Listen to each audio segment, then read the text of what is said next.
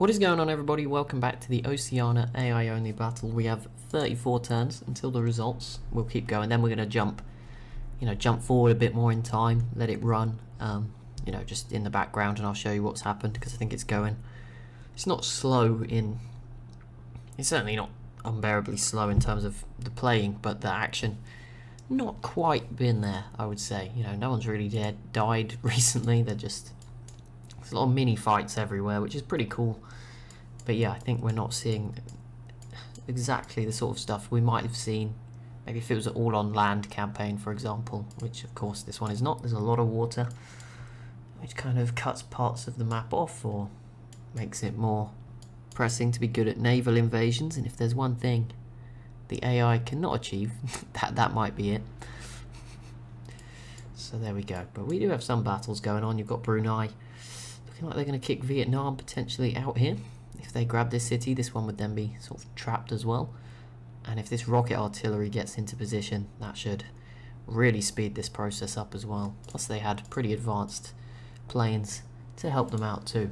As Banuba captures a city. Was that this one? Yep, it was. Goes back their way. Poor Anangu. This is a shame for them, but they put up a good fight for a while. But I think now it is pretty much just them who with their border with Banuba that is fighting them. I don't know exactly who else is still at war with Banuba. I'm sure some civs are. I'm just going to find Banuba because it'll be easy to see them all in one go. Where are we? Here they are.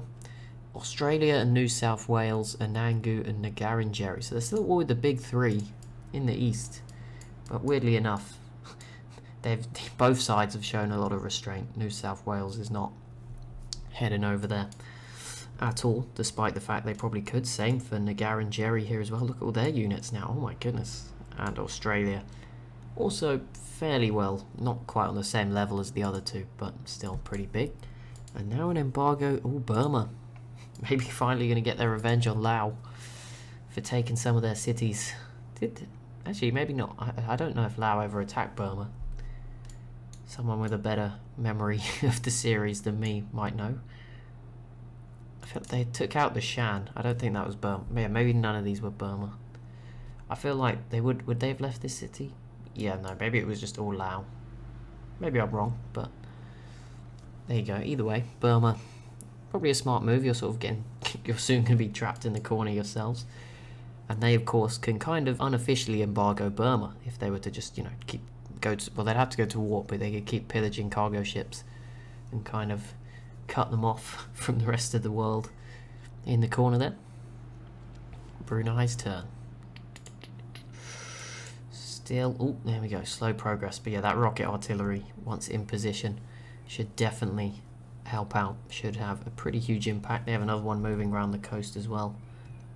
As Jandamar, I believe that is that the Banuba leader? It is. There you go. They finally get the Manhattan Project from behind. Not doing as well as maybe we thought on tech, but there we go. Then they finally get there. There's not many civs, of course. Last episode I think we found 3 with atomic bombs. New South Wales has 1. It's not exactly loads either. 1 for them, or 2 for them, sorry. Aceh had 1, which is sort of being moved around to send a message to Laos, Kulin maybe, to back off a little bit with the aggressive settling. Singapore as well. And I think the Wagi were the other civ who are very close still to this city. And they have a rocket artillery too, which definitely helps, but no melee units around at the moment to get the job done. So there's still some settlers. I know Laos had a settler somewhere trying to pick its spot. We'll find it at some point soon. There it is. We'll see where that ends up going. Probably over here somewhere. There's plenty of space here on all these islands. A lot of truffles here for the Igorot. There you go. That's something they've got an advantage on. Don't think anyone's got to... No, they must have refrigeration, right? Because that's the same tech as... Well, they have nuclear submarines, so they must be able to get the oil, regardless of which tech it comes with. So obviously just ignoring this, or it's not showing up again, which I think we saw before. It was a bit hit and miss on how many tile improvements. I think there is a cap, so a lot of these tiles will be Although sometimes it says, sometimes it doesn't. This does say desert. I don't know.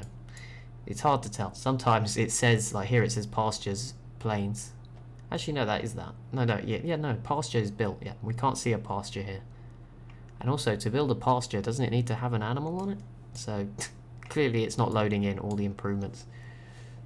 Either way, there we go. Brunei has taken this southern Vietnamese city. That submarine can now just sort of watch helplessly and take out, I don't know, swimmers.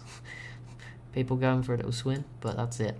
And we'll see if this city would join Brunei, which would certainly... That wouldn't be good for the Igorot city, would it? It would be completely surrounded then by Brunei, making any invasion much easier. And obviously pushing Laos out might become a bit easier too. If you consider it, compared to before where they would have had to come through this sort of small narrow gap to attack both these cities at once.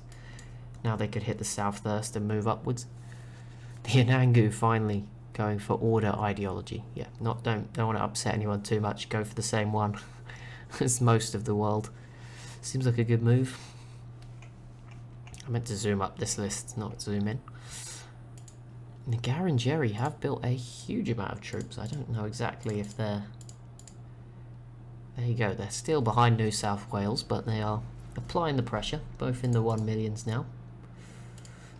Laos still sits in third, above Banuba, but there's Australia as well in fifth. So that's probably keeping them alive. The Wagi still doing quite well as well. Brunei and Vietnam are almost neck and neck down there. Tex, Brunei has reached the end, and Igorot will join them soon. Of course, Igorot, with less cities, kind of will be paying a lot less for those techs, and a lot of jungle as well. They'll be benefiting just as Brunei did from the same sort of circumstance. A few more cities, of course, for Brunei, but more science as well. But yeah, a lot of extra science from the jungle for a lot of these civs that weren't on the original Australia. And that's probably a good thing. Looking at the info addicts, it seems like, you know, New South Wales, Australia, Ngarrindjeri and Banuba are kind of the four top dogs. I don't know if Laos and Brunei would be competing as much without those techs. They're certainly a lot smaller civs. Although population, of course, Brunei's in particular is huge, and I think Laos is another fairly high one. Yeah, they're two of the top three. The Wagi also 102 million, so a lot of people outside of Australia. But you can see New South Wales and Banuba on that list. But yeah, then there's no one else till Ngarrindjeri in 10th. So quite a big drop off. But 123 million now. In Brunei, I think there was well over 300 million now between the top three. So maybe we're getting towards the 1 billion. It'd be pretty cool if we did get there in total. But yeah, I mean, 120 million people on this pretty small island. I mean, again, Indonesia has like 300 million people in real life, so it doesn't seem possible. And that's a lot, obviously includes this island, but this is a very small part of it. Does it include this island? I don't know. I don't know what. This map is probably still simplified, which doesn't help, even though it's probably more detailed than usual.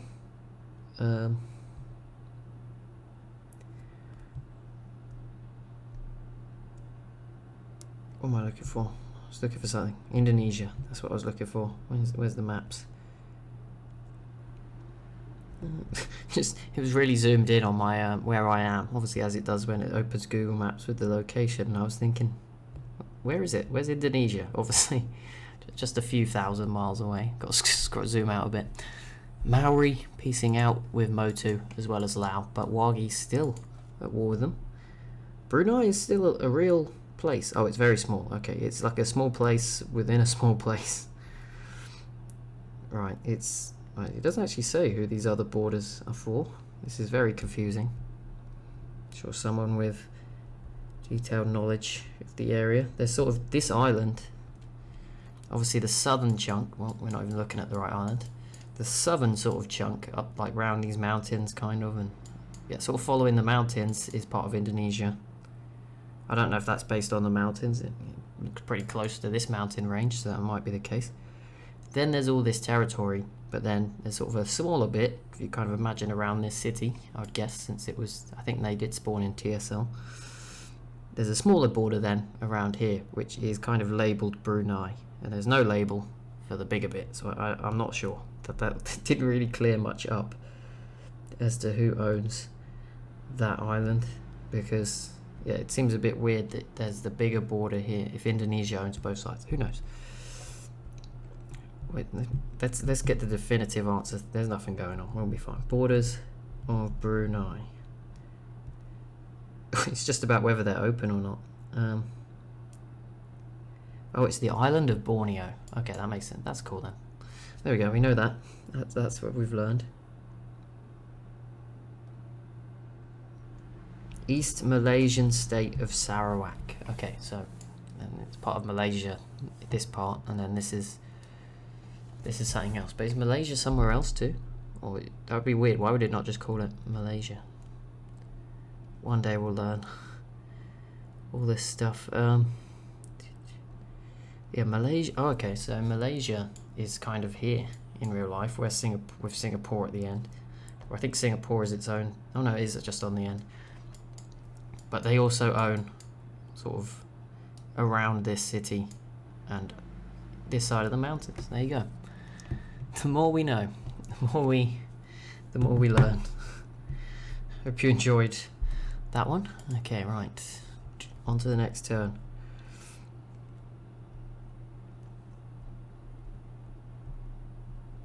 Can we get something big?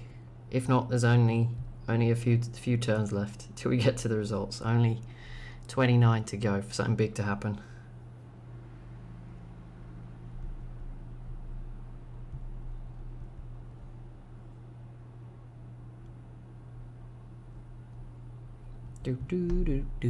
Indonesia and Singapore now friends. I mean, that could be interesting in their region, but sadly these friend agreements, they should be more aggressive. I think there needs to be more diplomatic options if they make, next Civ. I don't know. I mean, it's been 6 years since Civ 6 came out, nearly, in number of years. The end of year, 2016, 2022.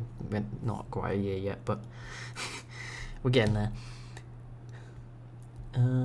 Oh, there we go. Wagi did grab that city. That's pretty big, pretty bad for Motu as well to lose control of that one. And that means this city's now very isolated. And these two, not isolated, but yeah, that could be the beginning of the end for them. Bit worrying.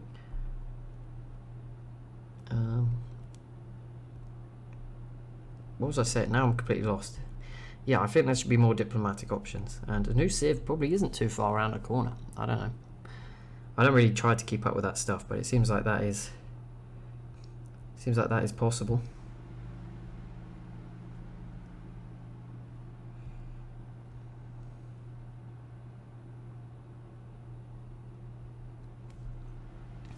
What have Brunei got here? The Hubble Space Telescope. I was going to call it the International Space Station. That is slightly different.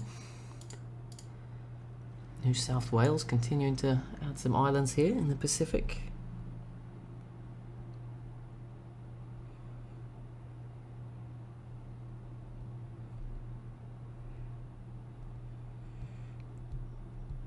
That turn is over. Come on, Lao. It's really tempting. We just have an unfortunate cut and we just come back and like all the wars we want are going on because I've clicked this button and got in there. Could you I don't know, would you guys be annoyed if I did that? I don't know. It's never been made particularly clear.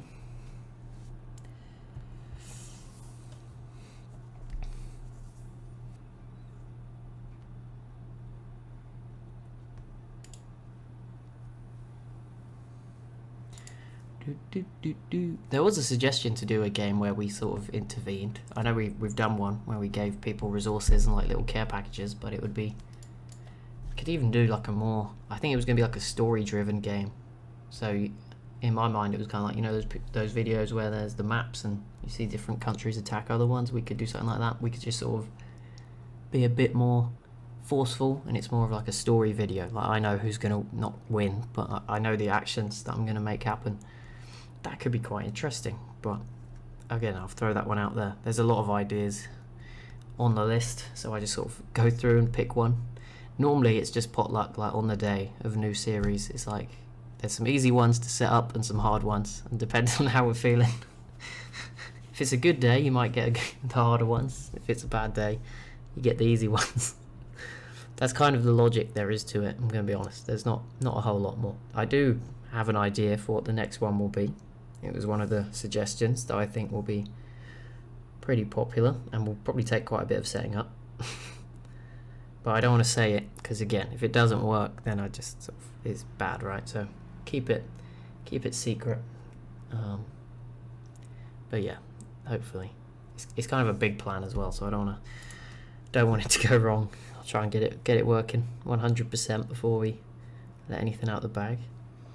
It's kind of difficult, right? You want to hype it up, get everyone excited, but then it just normally just splashes back on my face as terrible. So we won't do that. We will just keep hitting next turn in this one. See what happens. Did that Lao settler? I feel like it's been moving for like years now. It's been like 3 days or whatever, but still, it's going slowly. That is one thing. I don't know.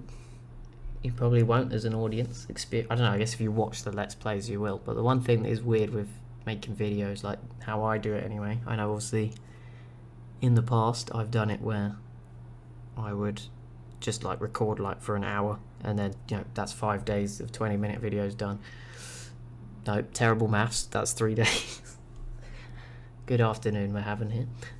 You know what I mean, like record one big session and break it up. But at the moment I just do the one on the day, and it's 3 o'clock now. It comes out at 5 o'clock my time.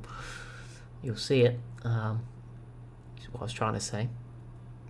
But it is weird just kind of playing a game for 20 minutes and then stopping. It does feel kind of weird. It would definitely be weird in it's harder to do in Let's Plays. I think you kind of want to do more, whereas this, I think it's more manageable. Because sitting here for 2 hours doing this, it's great when the games start.